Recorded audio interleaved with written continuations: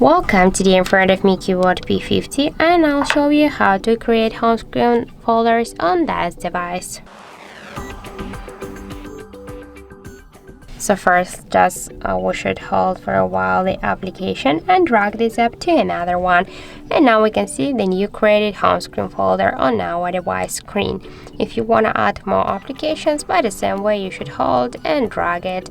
If you want to give a name to the folder, just to rename it, tap here once, and after that enter the name.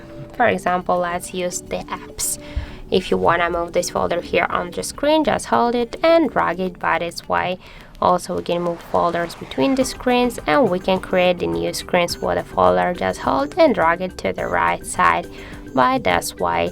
And if you want to just to remove application from the folder, you should hold it and drag it to the home screen if you want to save with these apps on the home screen. And if you want to remove application from the home screen and from the folder, you should hold it and after that drag it to remove icon by this way. So that's it. Thank you for watching, and if you find this video helpful, don't forget to leave a like, comment and to subscribe our channel.